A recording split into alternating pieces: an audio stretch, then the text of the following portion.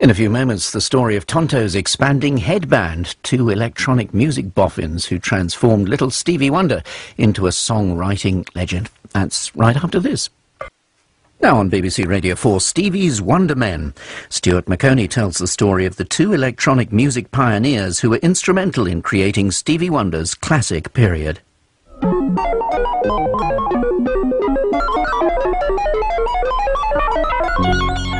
What you're hearing right now is Tonto, the original new timbral orchestra. And although it looks like a supercomputer that might pilot one of Arthur C. Clarke's spaceships, it's actually the biggest synthesizer in the world. It was developed by Malcolm Cecic and Robert Margouleff, who used it to create a groundbreaking album of electronic music in the early 1970s. It's a cult classic, but like them, it remains virtually unknown. You will certainly be familiar with their other work, however, because when a certain Stevie Morris chose to collaborate with them, the trio would produce some of the most important albums in the history of pop music.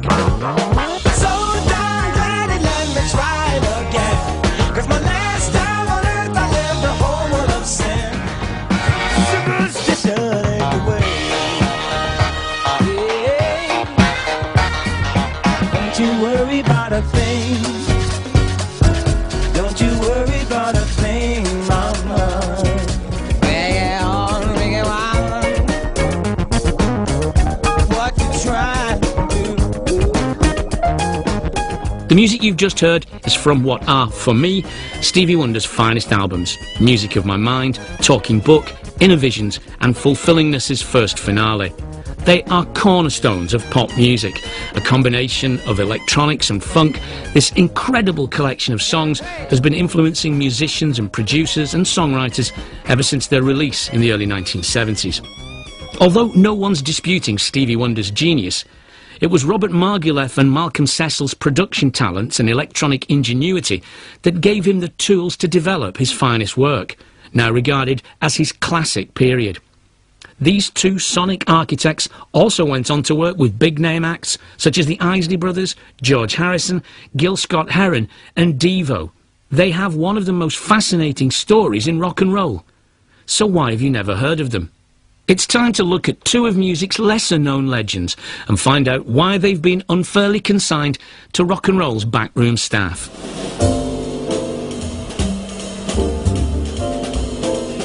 Malcolm Cecic grew up obsessed with electronics and engineering. Called up to national service in the late 1950s, he trained as a radio engineer.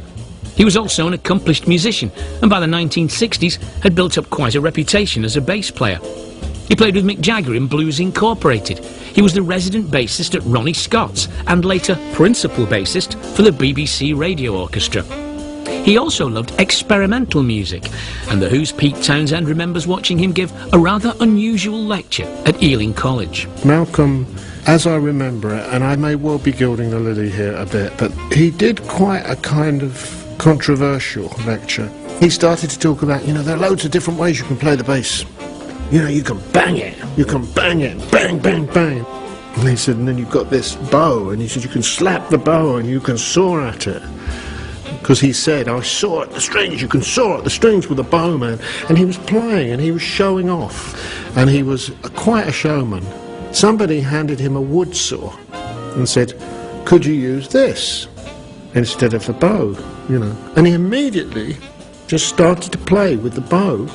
And it soared quickly through his strings and soared about 3 inches through the face of his bass. Malcolm Cecic. I didn't actually saw the whole bass off, just took the strings off. But of course they made a big poinging sound. And he was most impressed with this, apparently. Hugely influential to me, because very soon after, in the band's, the Who's early performances, I took on board not only what Gustav Metzger had said about autodestructive art, but seeing a musician destroying an instrument. That was Malcolm Cecic. He has now credited me with being the inspiration for him setting fire to guitars. I'm not sure that I really want that responsibility. In the late 1960s, Malcolm was struck down by a lung illness. Unable to continue playing live, he left London for New York in 1968. he got a job at Media Sound Studios as an engineer, where he met Bob Margouleff. Bob had recently purchased an early synthesizer and was fascinated in creating new, weird and wonderful sounds. The pair immediately hit it off. I had hair down to my elbows and a gold embroidered vest and a beard, and usually there was a joint sticking out of my mouth, and Malcolm had long hair. He sort of looked like a big Q-tip. Thin, very thin, wore overalls. Malcolm said, "Listen, you teach me how to play the synthesizer and I'll teach you how to be an engineer." Back then, synthesizer technology was still in its infancy and a completely futuristic and alien concept to most musicians. The Beatles' Abbey Road album was one of the first to feature a Moog, a very early synthesizer module named after its creator, Bob Moog. They were expensive, rare and notoriously difficult to program. Here's Pete Townshend. They were, in a word, bollocks. You know, you collect all this stuff together, you put it in, you know, like the ARP, for example, the way it was described was an interesting sight with lots of flashing lights. Well, what that was lots of modules where there would be things going on, but if you wanted to make music out of it, you had to link those things up, and it wouldn't have mattered. The synthesizers of the Tonto and the ARP period that followed were meant to look intimidating and amazing, and you know, it really always does depend what you do with them, you know. Bob and Malcolm could see enormous potential in this burgeoning technology. Using Bob's Moog 3 as a starting block, they set about building their own super synthesizer. I caught up with Professor Trevor Pinch, author of Electronic Music Bible, Analog Days, to ask him about the creation of Tonto. Trevor, for the layperson, if you could give us an idea of what Tonto was. I mean, generally, we know it's a synthesizer. Tonto is the biggest synthesizer in the world. It's a gigantic thing. One of the most interesting things about Tonto is the shape of the thing. It's like being inside a spaceship. The modules are curved towards the performer. Wow. So you're kind of inside the machine.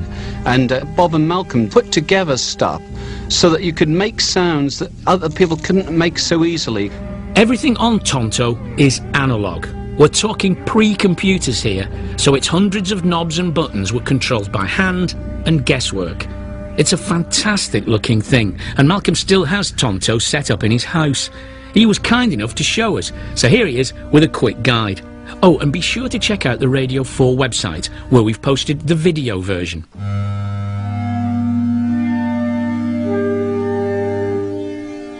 First of all, the entire instrument is intended to be played by multiple people, and the instrument is a series of synthesizers made by different manufacturers.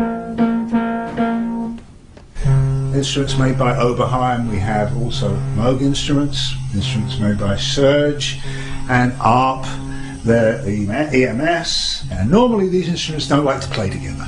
They don't like to talk to each other, and Tonto is the means of doing that. It was put together to become the first instrument multi-timbral orchestra. Timbre is French for sound quality, so multi-timbres means we have multiple sound qualities, different instruments if you wish, different sounds simultaneously available. And an example of that would be these 4 voice instruments here. I think we have it up here. It's the first sound.